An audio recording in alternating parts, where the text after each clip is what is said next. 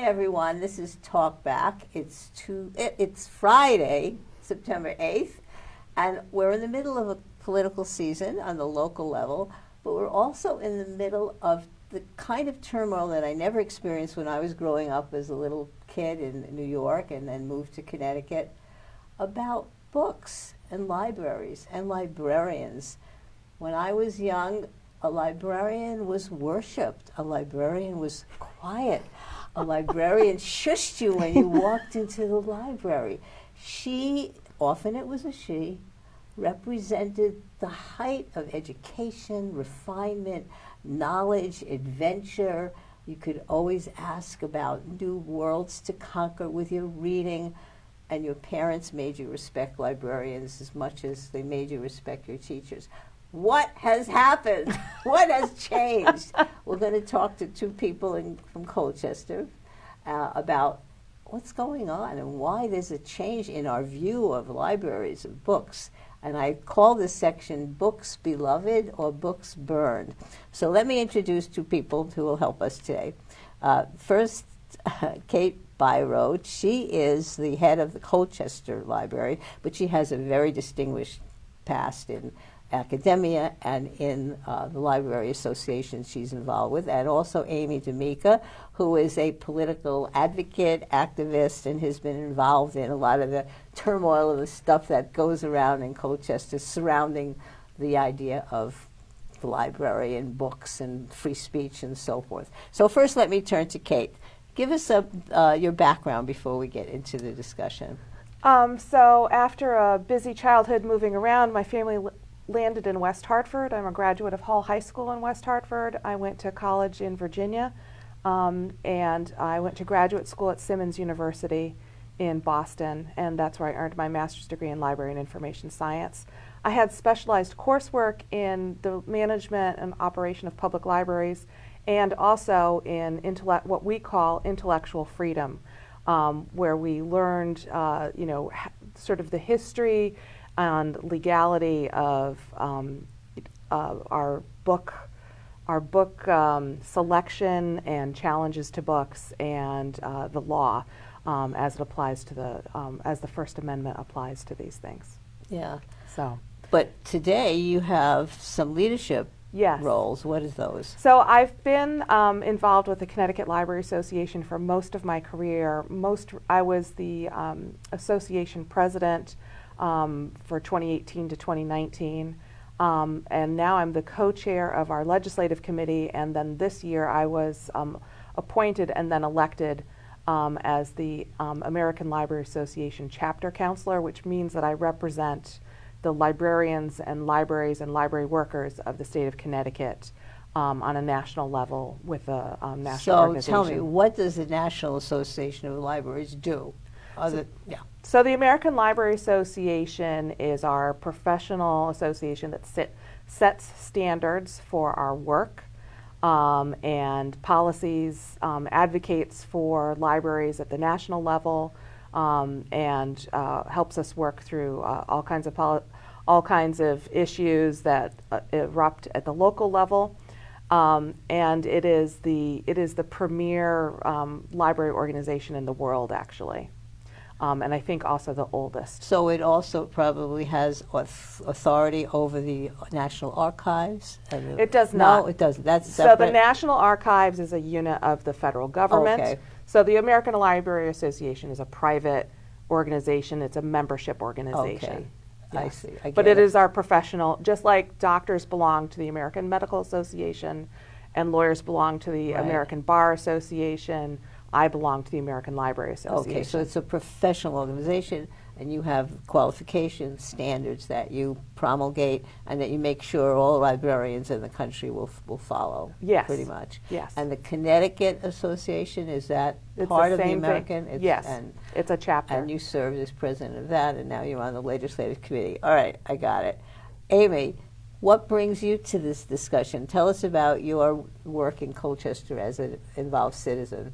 Well, I'm a lifelong Colchester resident. My professional experience is in media and public relations. I do media insights and analytics and how these topics are presented in the news. how are we finding what's going on, what's the messaging that's coming through, and how do you read between the lines of what an influencer or a journalist is trying to say to you. So for me, it's always been a factor of staying on top of current events and getting involved where I can, because you see that messaging come through. As far as activism in Colchester, I raised my son here. I was active in the schools. I sit on various boards and commissions. So I really try to keep active and stay up to date with what's going on in town. Okay, so what have you noticed in Colchester, like I have as a citizen over the last few years? The library got embroiled in it, but what's kind of in just the tenor of life in Colchester and how it's different than in prior years? It's become contentious. It's not. We had this idea, and I think a lot of small towns have this, that everything's hunky dory and we all just kind of do our own thing. And in the past few years, it's definitely become a very anger-filled debate or public space. There's no room anymore for just hashing out ideas. It's more of a contentious, in-your-face, listening to respond, not listening to hear, is how I would describe it. Okay, so now let's bring the idea of library into that. So let's kind of start from the beginning. The idea of a free public library was really a revolutionary idea in this country. Talk about that. So there are several libraries in the country that fight for the honor of being the first public library, and there are a couple of different contenders, but there's one in New Hampshire that's believed to be the first free public tax-supported public library in the United States, and that actually dates to the early 19th century. By the middle of the 19th century, all over the country, especially in New England, towns like Colchester had little library associations, and people would pay to be members, and they would pay 50 cents, $1, $2, depending. Very often, instead of paying in cash, they would actually pay in produce, eggs, onions, potatoes, chickens, things like that. And when you say, $1, 50 cents, that's not even very much money.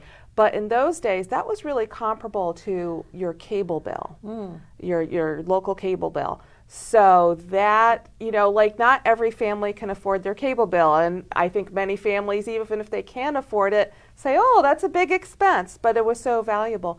There were several different associations with collections over the years, two of which burned in fires. In Colchester? In Colchester, wow. Yes. There was a hotel where there was a room that was the library, and it burned to the ground, and all the books were lost. So the collections were lost twice.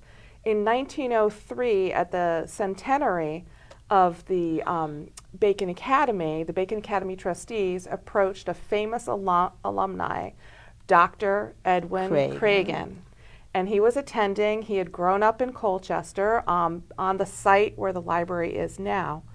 And he was asked if he would make a contribution to build a free public library open to all. Mm-hmm.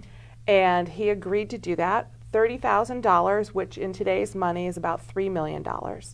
And in 1905, the building opened to the public, and over the doors is enshrined in gold letters, open to all. And I think that is the most important thing we can bring from Dr. Craigan's legacy, is that libraries are open to all, just as our country is open to all. Right. Is that something libraries generally put up in their buildings? Not that phrase exactly. You'll see many libraries that'll say free public library. The Avon Free Public Library, for example, is one of them. Because remember, this is one where you don't have to pay that 50 cents, $1, $2 to join or be a member, a borrowing member. You just have to be a member of the public.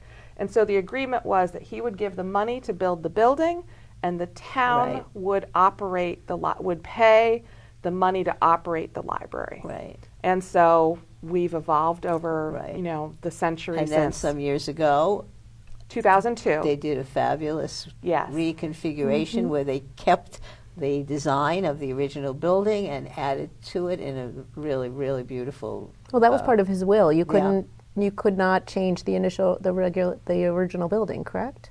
So we had to build around it? I don't know that there was such a stipulation. I haven't read that, although that could be something that was I think the elsewhere. stipulation was it had to be operated as a library to fulfill Got the it. trustees' Has to- yeah, has to request. be. But the design could have been changed. But I think the trustees, of which my husband was proudly a member, decided that it would be architecturally best and to keep the tradition and history of the town alive best, to keep the original building and to add to it in a way that conformed to that architectural style. And I think they did an excellent job. They went from a 4,000 square foot building to a 20,000 square foot building.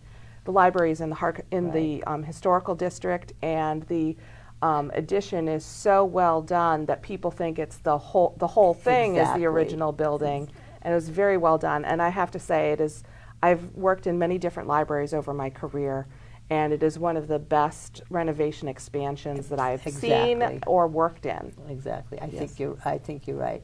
So that concept of a free public library, together with free public education, which Yes. is also a revolutionary concept in America, is what has given America its lead in education over the years. Maybe now we have issues. So the library was such an important part of your life growing up. Yes. What has changed? In many ways, nothing has changed. Libraries are just as important.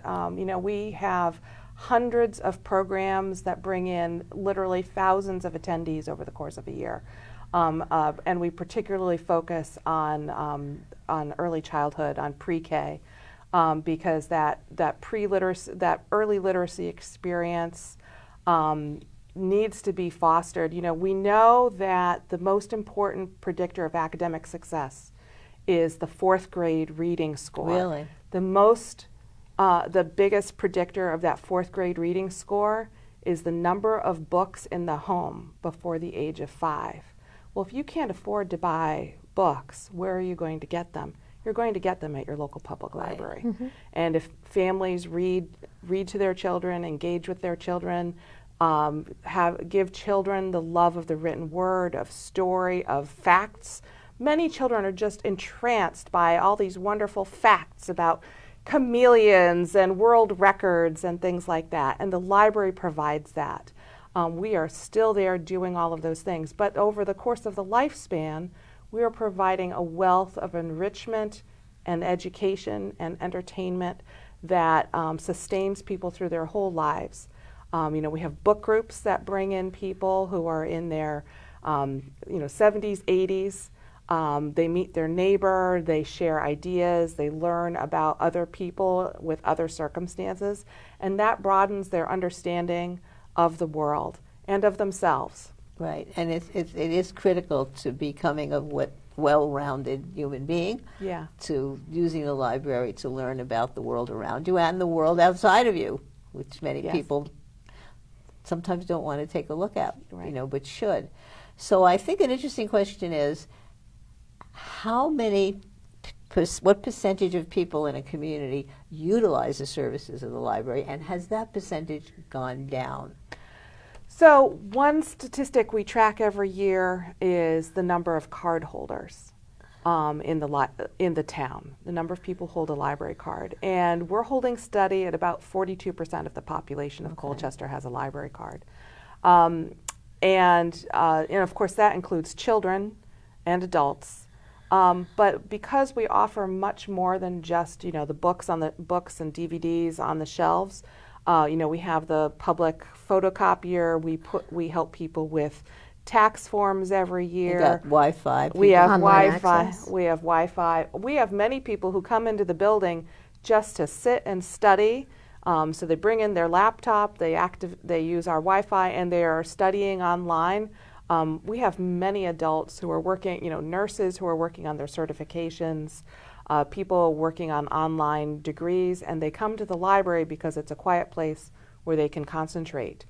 There's an older gentleman who comes in probably once a week or once every 2 weeks with his stack of bills, and he sits down with his checkbook and his bills, and he writes out all his checks, and he puts them in the envelope, stamps it, and takes it to mail because it gives him the place where he can sit He can do that. and concentrate and balance his checkbook. All right. So Amy, as a parent, a citizen, how have you experienced the library over the years up to now?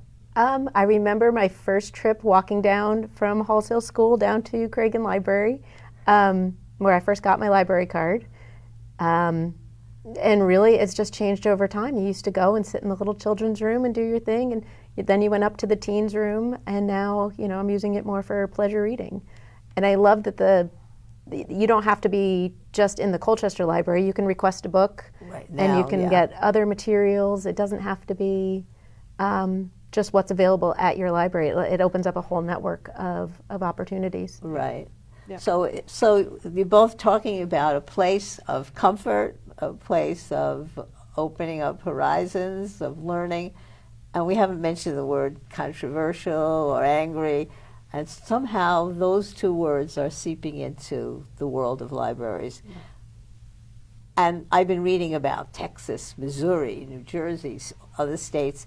It's even come to our area. So I guess one of the things that I think is a foundation for this is, Kate, how are books selected? In other words, your job, there's millions of books that are published every year. Yeah. You have to make a selection, and what are the criteria that you use? Is there a national criteria, a state criteria, your own criteria, that you decide this is for this grouping? So how does that work? So we, every library should, and most of us do, because we're professionals, have a collection development policy. Sometimes it has a different name, but that's what it is.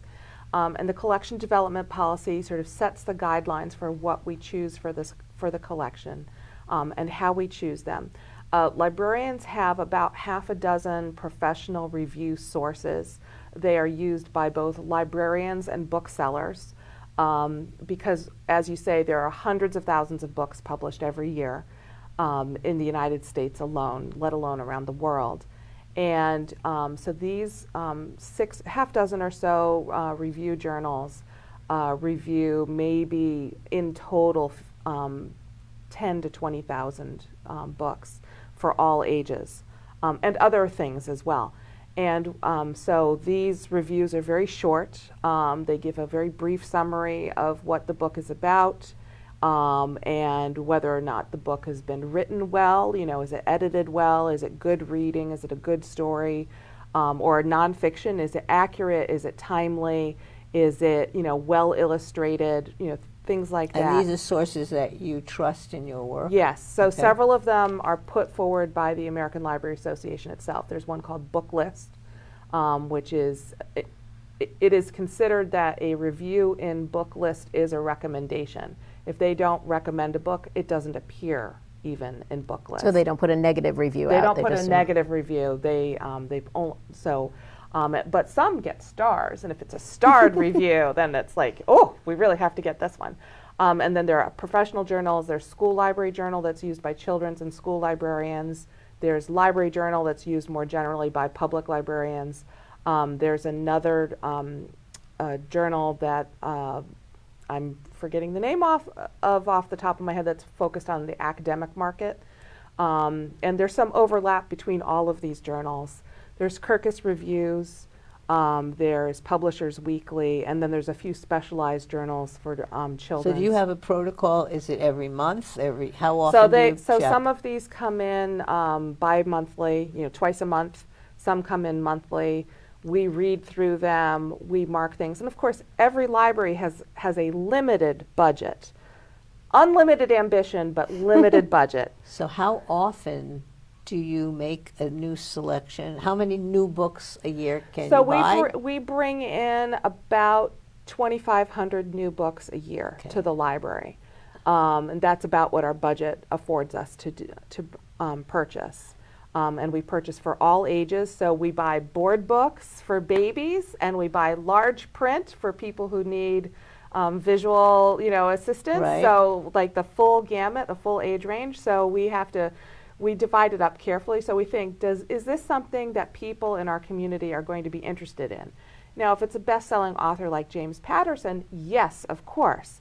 Is it a book about urban gardening? Well, Colchester's not very urban, so maybe we don't buy a book about urban yeah. gardening, even if it's highly recommended. But we do buy the book on beekeeping. Do you do this with the staff or? Yes. Yeah. Yeah. So I have two other two librarians with master's degrees.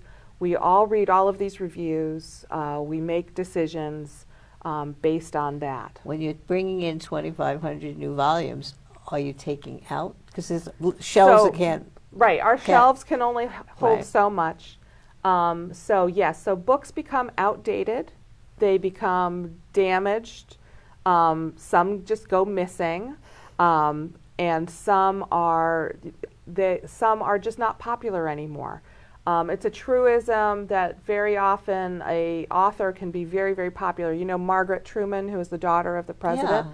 she wrote a wonderful series of mysteries over the last 20, 30 years Nobody's of her life. reading them anymore? Right, because she died, and no new ones are coming out. So over time, we have sadly said goodbye to Is Margaret there an Truman. archives or someplace they go buried in, or are they? So because we're what do you in- do with them? Because we're in the shared consortium, there are some libraries that have more capacity to retain things, and so when we look to see if a book if it's still circulating with us, we're going to keep it. If it's not, we look to see, is there another library in our consortium that has these books and is likely to be keeping them? And so we call it weeding.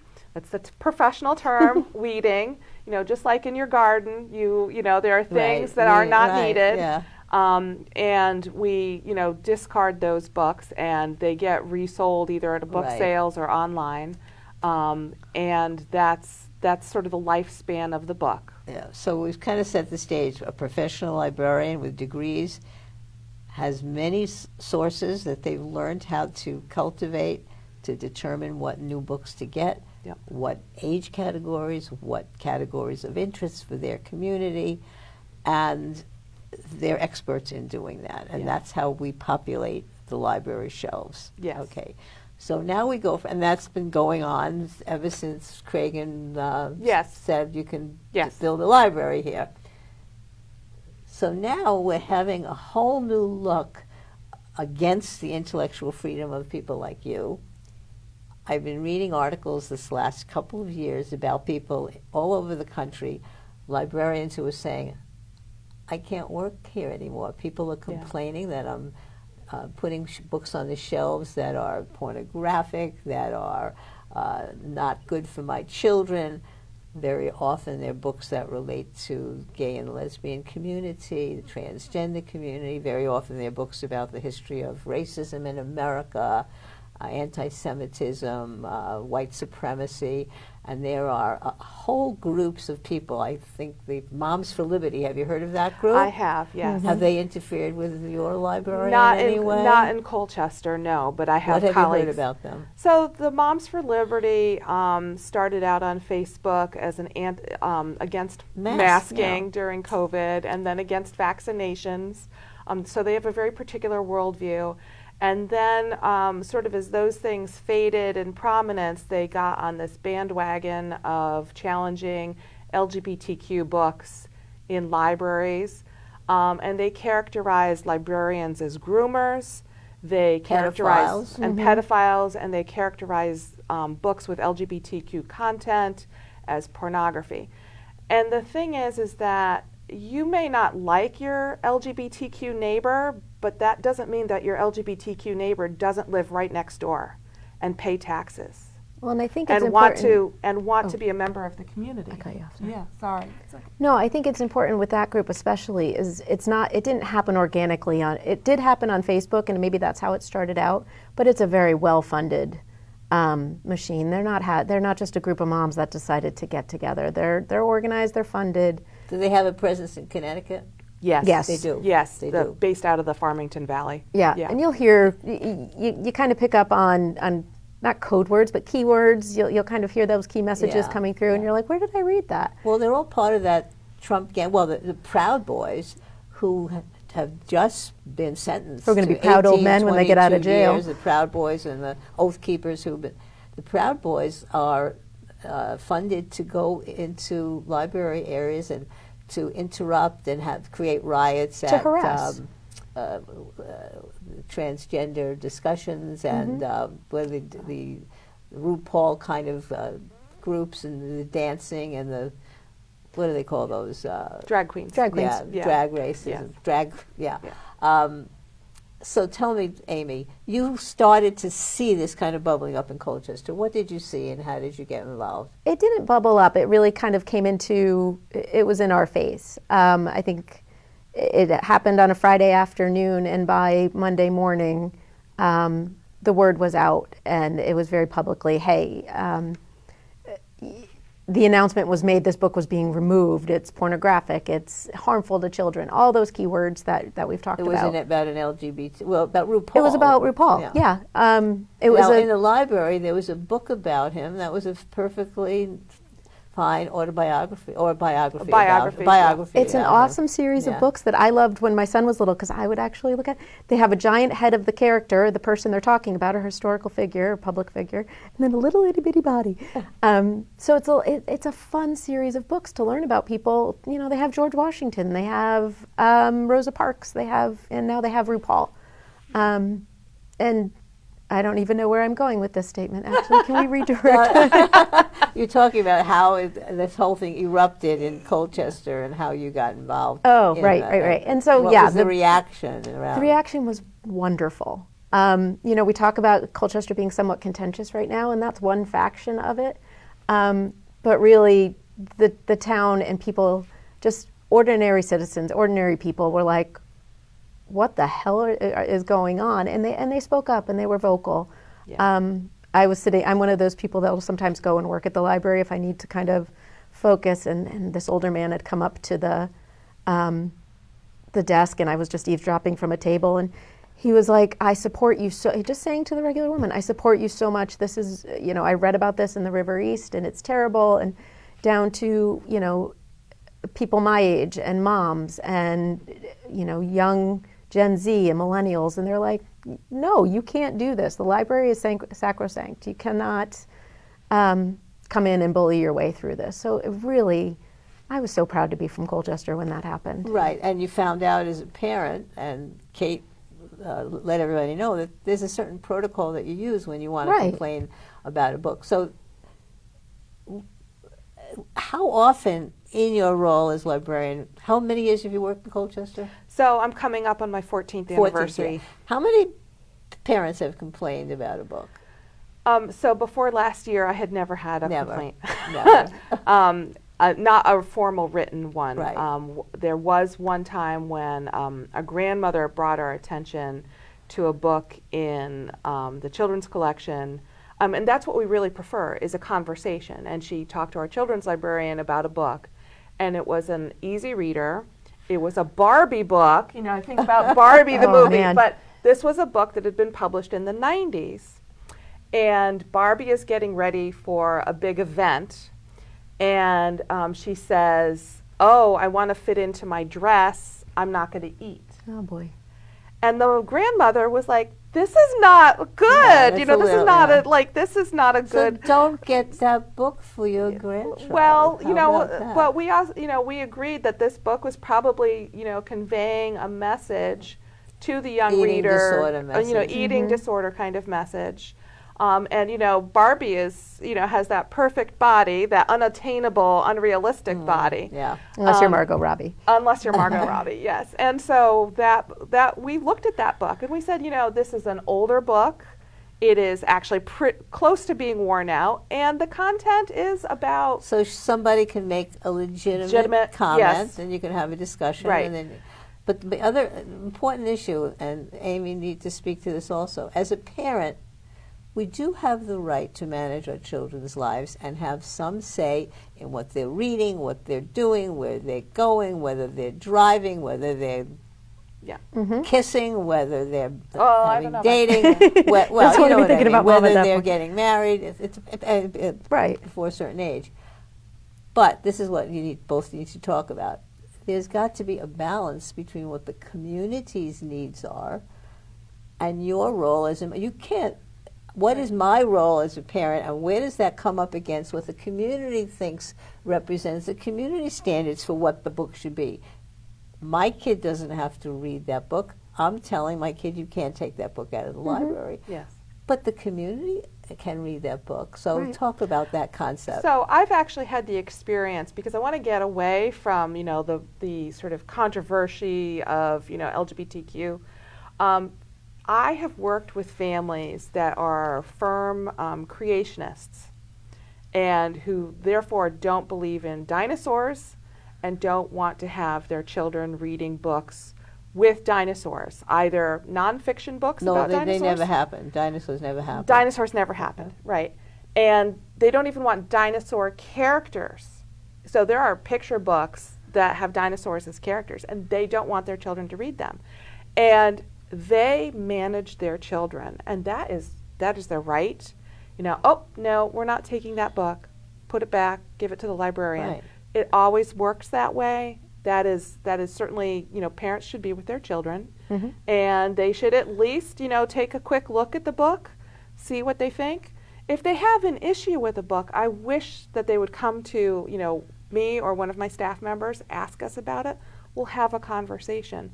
But just as much as they may not want to have that book about dinosaurs or that book about LGBTQ members of our community, there are members of our community who do want books about those things in their collection, because we are open to all. Well, that's where these culture wars are intervening in that, and that's where these groups are saying it's my way or the highway.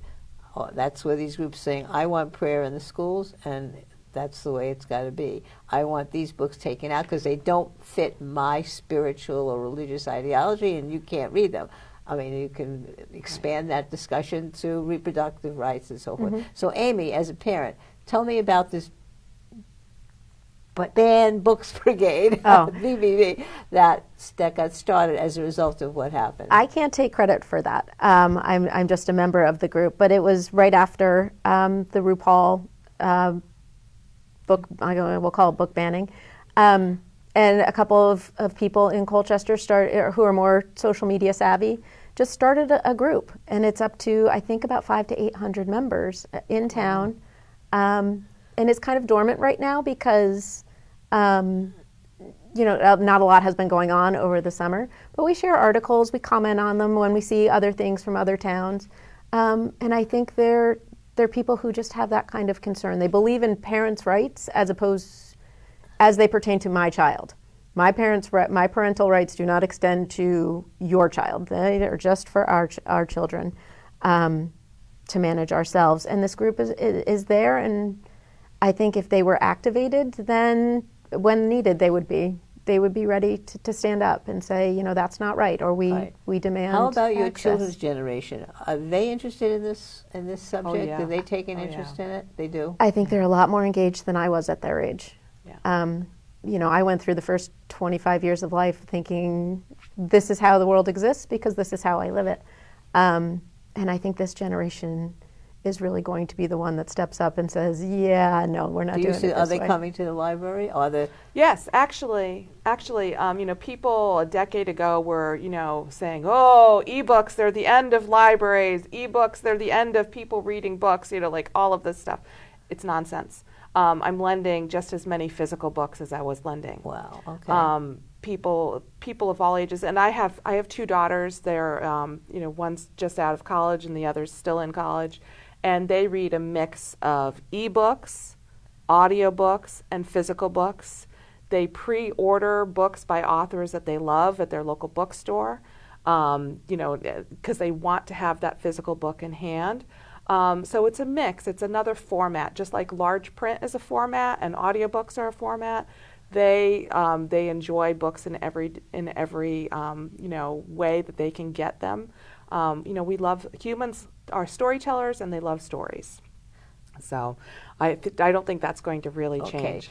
Now I want you to you had the experience in Colchester where the first selectman wanted you to take a book off the shelves. Right. And you have a protocol. If somebody makes a complaint, they have to follow. What is that protocol? And I'm assuming every library must have something like that. So we have a reconsideration of library materials form. Like I said before, we really prefer to start with a conversation to see where people are coming from, what their real concern is. But If that doesn't work out, or if they don't want to have a conversation with us, we have this form, reconsideration of library materials. Because we are a local library in Connecticut, a resident of Colchester can take that form, they can fill it out. Must be a resident of Colchester. They must be a resident of Colchester. I am not accountable to the residents of Greenwich. I'm not accountable to the residents of Oklahoma. I am accountable to the taxpayers of Colchester. So that form asks them, for identification information, asks them, like title, what they specifically object to, if they've read the entire work, and what their feelings, what their thoughts are for an alternative. And so it's extensive. It's not just somebody No. mentioned to me, you got to take that book off the Right. shelves. Yeah. And sometimes it's, they want it in a different part of the collection because they think it's not appropriate for that age group. And we do look at that very seriously when we receive the You say you've only gotten, well, up until now, you've only had We one? had the one, and then there was another one in the Okay. fall. But because this is a process that's meant to be private, I mean, it is subject to public scrutiny, but it is meant to be a private one-on-one. So we take the time to go back and look at reviews. We read the book.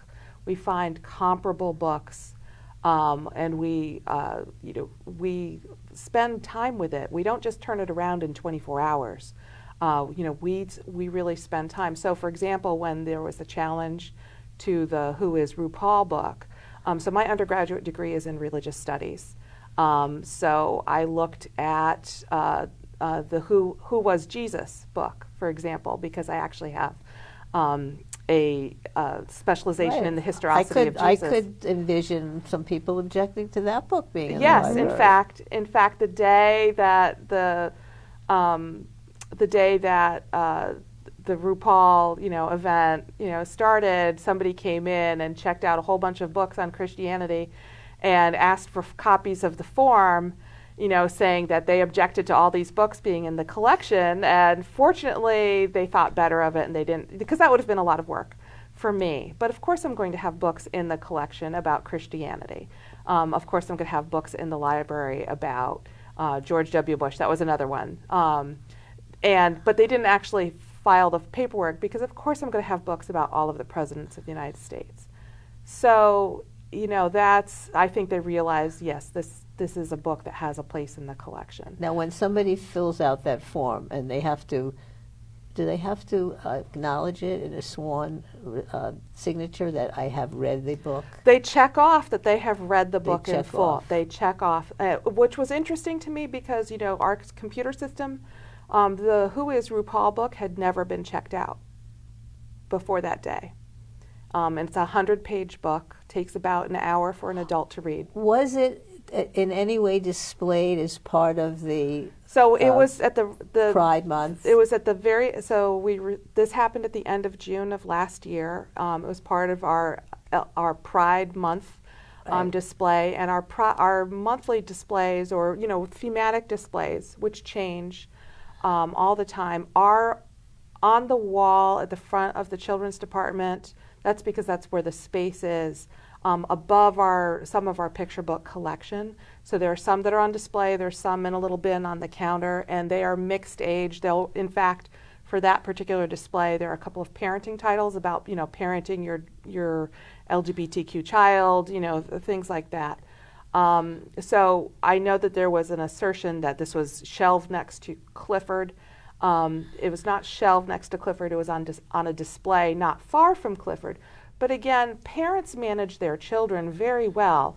You see a book that's for a school-age child, you say, oh, honey, that book is too big for you right now. And that's the end of it, Right. because when you're that little, that's how you manage your child in the library. Otherwise, you might go home with a stack like this and half of the books aren't suitable for your child. So that's really under the parent's control. So that's interesting. No one ever took that book out. Not before They made that a day. complaint about that book, yeah. And what happened in the immediately after that, so we actually took the book off the shelf, checked it out internally so that we could do our review process, and also so that if people came in and wanted, because it had gotten into the news, we had it available for people to look at in the library. Anybody come in and take a look? Yes, we People had did? probably at least half a dozen people who Okay. came in and sat down and read the book, looked through the book. Okay. And I think most of them just kept their thoughts to themselves, and they might not have agreed about the book, or they might have agreed with the book, but that was their business. But because we're in the consortium, people placed holds on copies that they could check out, and they came in from other libraries. And so those all got checked out Okay. as they came in from other Were libraries. they genuinely checked out? I've heard that's kind of a tactic to check out a book and then just never return it. Yeah, that happened very notably in San Diego earlier this year. That there was an entire display where it was all the books on the display were checked out, and they were not going to return them. Well, if you don't return books, you are going to be charged the replacement cost, Sure. and your card is going to be blocked. But if they're a funded organization, like Amy says, that's a tactic that they're using. So you did see that they used that. They all came back. We didn't hear Okay. that, Okay. yeah, Yeah. I think people were genuinely interested about this book. And the thing is that legally, a book has to be considered in its entirety. It's called the Miller test.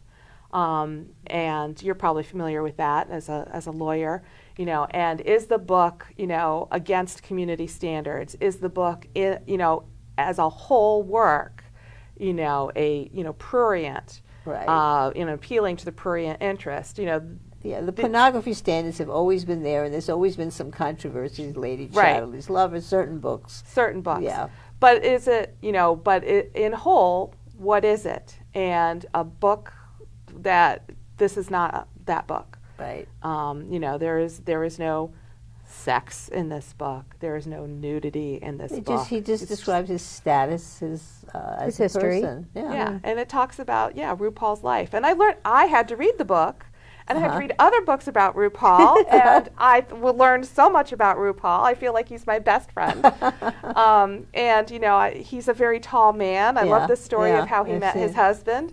He was at a bar, a nightclub. There were a lot of people there, and he's a very tall man. He's taller than most of the people, and there was an even taller man. Ah. And he went up to that tall man and he said, "You're tall," and they've been together ever since. Oh, that's funny. That's You a know, good- it's I'm a- going to have to take that book out now. I Yeah, think. it's a Have you really- read it, Amy? I have, Okay, yeah. it's I great. did. Yeah. And anytime you go to a bookstore and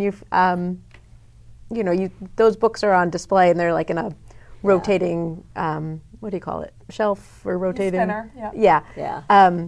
You always look for it and then you send it back Yeah. wherever you are in the world to send it back pictures See, to people it's in clear Colchester. that I believe in our country, most Americans are open-minded and opposed to this small. I think it's a small group that wants to manage our small, lives, very that vocal. wants to make us ban books, that wants us to not have gay and lesbian people have equal rights. It's a small but very virulent, very well-funded group and connected, I think, with the Trumpification that's happened, I think, in Colchester, that controversial and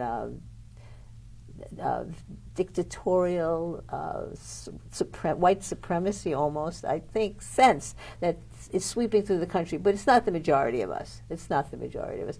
So when you finished with that complaint and that protocol, how long did it take you to do that?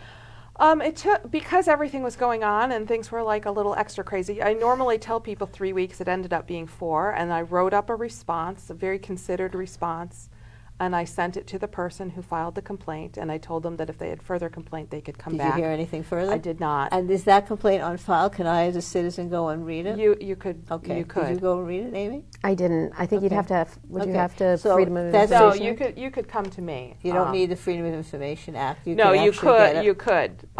You could FOI it, but you don't have All to. right. So, as you said, Amy, things have somewhat calmed down. But these issues are roiling over all around the country. Yes. In And Texas school is other starting states. again. Tell us about some of the things. I mean, I read stories about librarians whose houses are being firebombed, whose children are being threatened as they walk to So- school because of their parents' so role in the there- libraries. There are some very extreme things happening around the country. In Stamford, Connecticut, the library received some very threatening phone calls.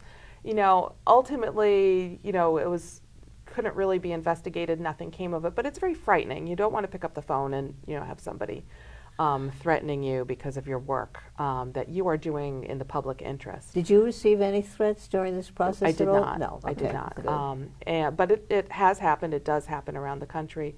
I think what's really damaging is that there's this characterization in certain communities that librarians are groomers and pedophiles, that they're pushing porn. Nothing could be further from the truth.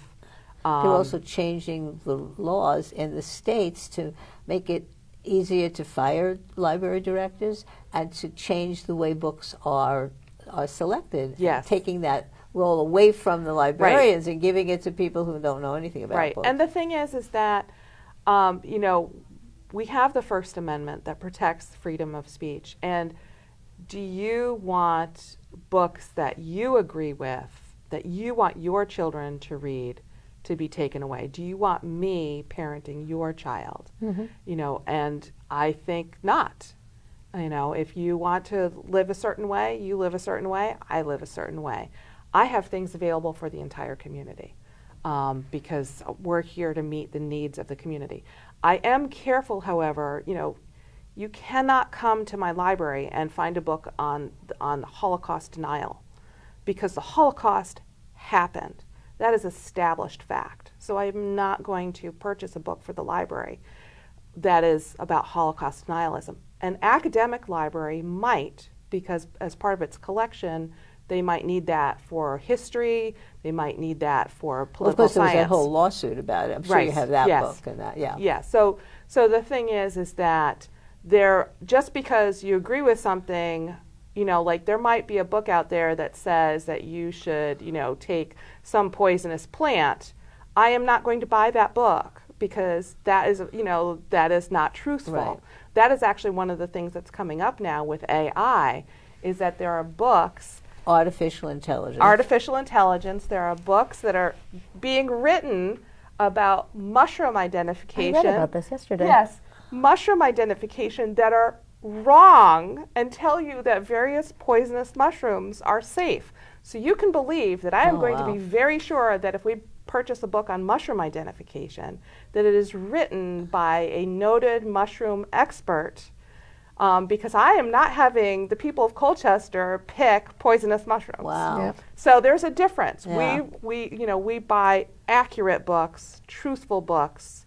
We may have books on opinion, but they're going to be clearly shown to be opinion books. Right. And at one time, the community considered you an expert and trusted your judgment on all these things. That's why I was now there are hired. groups, they don't want to trust teachers' judgment, they don't want to trust lawmakers' judgment, they don't want to trust librarians' judgment. They don't want to trust doctors. Doctors' judgment. Yeah. Do you know any librarians around the country who have retired or who have actually been faced with these threats or actually had problems happening? I have colleagues both around the country, and I've even had some colleagues in Connecticut who've left positions, not so much because of threats, those have happened in some places, but because it's been made just so difficult. And like many people over the last few years, they're like, why am I doing this job?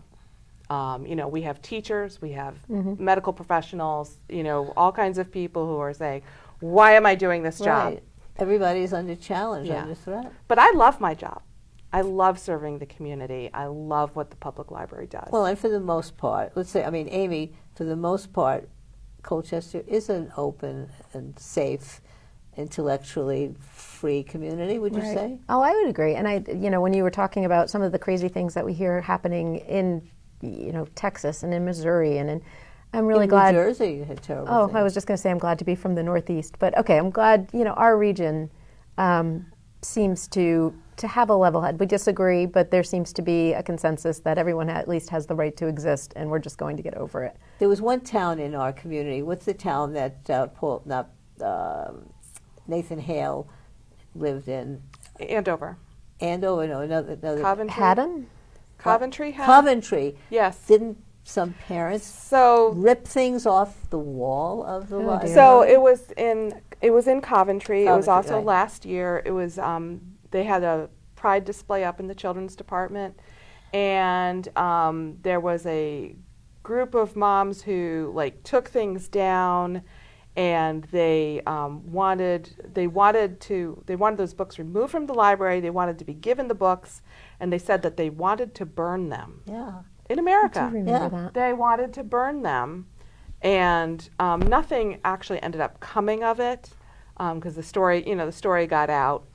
But like, okay, you're a person who hates your neighbor. Right. That is what you are saying there. You hate your lesbian, gay, bisexual, transgender neighbor, and Family. you are willing to publicly say that and burn And books. this was in Connecticut. And this was in Coventry. Connecticut. And that's very disappointing because, I think that America is a lot of live and let live. Who you love, how you live is really up to you as long as you are, nonviolent and, considerate. I think that's the American way. I know that that's how I was brought up. None of my business. Yeah, I remember none of Ann my Landers. Ann Landers. I used to read her in the paper when I was growing up, and she would say to people, "Why is this your business?" Right. Or she'd tell them, this is none of your Yeah. business. And I think a lot of this stuff is really privacy. So are the library associations that you belong to, are they bringing some support to these people who Yes. are under attack around the country? Yes. They don't. So there's some practical support in terms of talking points and assistance, moral assistance. There's actually a fund that it's called the Merit MERRITT fund, which is hoping to provide some support, and of course it's one of those things to donate to provide some support for librarians or library workers who have either lost a job or faced legal expenses for doing their jobs, to help provide some support that way. Is there legal assistance? Some cases they may have claims against the city, the town, or vice versa. So there've only been a handful of legal cases so far, and one notable case was in Lano, Texas, which is a community of about 2,000 people in central Texas, where they demanded that books be removed from the library. And then that the books couldn't appear, had to be suppressed in the catalog. So if you looked them up, you couldn't find out that the library had them. There was just a lot of nonsense. And when it went to the local federal appellate court, it was squashed. And the judge said, no, the collection cannot be suppressed. These books cannot be suppressed. And I think that's what they're going to find as these things bubble up. A lot of it is about intimidation. Mm-hmm. Right. What's really damaging is places like Florida. Teachers wholesale had to clean out their classroom libraries. School libraries had to review. Now, when we add a book, we've reviewed it. Not only have we read reviews, but when they come in, we look the book over. We may not read every single book, but you can believe that picture books. And some of the books that were removed, I don't know why they were removed. There's a wonderful picture book by Marla Frazee that's called Everywhere Babies, and it is a lovely picture book all about babies. Well, these babies are of every color, and they're just living their little baby lives, and it is a beautiful, And wonderful somebody picture. suppressed that book. Yes, it went on a list of a book to be objected to, and the reason why They if you- weren't dressed. No, they were all dressed. All the babies were dressed. There was at least one baby that was being nursed, but you didn't see you did not see the breast. There were parents. There were adults who were sitting next to each other, so mixed race couples, and also some possibly same sex couples, but like two dads sitting next to each other in a park. Are they married? Are they friends? Because they're the only dads at the park. I'm going to sit next to you. Unbelievable, yeah. That is in fact imposing sexuality Sure. on a situation Yeah. that, like, we Yeah. don't, like, I don't know how people Crazy. lived Yeah. imposing sexuality. Well, okay. We need to kind of bring this Yeah. to a close. And so, Amy, I'm going to speak about Kate first, and then you'll go tell us about how you can support Kate and the library and the whole process in our town. But Colchester's lucky to have someone with the intellectual integrity, the courage, the fierce devotion to your job that you have, and we're very lucky. Someone who will never buckle under pressure from a demagogue or from somebody that tries to Thank you. take away. She's going to be hard to our deal with rights, now. right? Right. So I think everybody should be proud of you and what you do. And now, Amy, what do you have to say to? Just to conclude, I think everyone should keep using the library. Come into the library, be present, be there, and keep talking to your friends, keep talking to your neighbors. Ask your kids what they read in school today. What books do they see at the library? Ask your kids' friends. Be that weird parent that asks your kids' friends odd questions. Oh, what displays do they have at the library this year? Because we don't know a lot of what goes on in the school libraries. So you have to ask the kids that are there, and they love to tell you. And so I think that would be the best advice I could give anyone. Okay. All right, Kay, I'll give you the final word about libraries and the work that you love. Final word. So there's a book, a classic book, a novel, A Tree Grows in Brooklyn by Betty Smith. And when Francie learns to read, the quote is, "The world was hers for the reading." And I want people to think that books are you may not ever be able to travel around the world. You may not ever be able to see coral reefs or the jungles or savanna of Africa, but you can go to those places through books and media, and the library is there to provide those things for you. Okay. We are here for you every day of your life. Wonderful. I can't improve on those perfect words from Kate, and thank you, Amy, for being here as well. We'll see you all on Talk Back next time. In the meantime, go to the library. Bye. Thank you.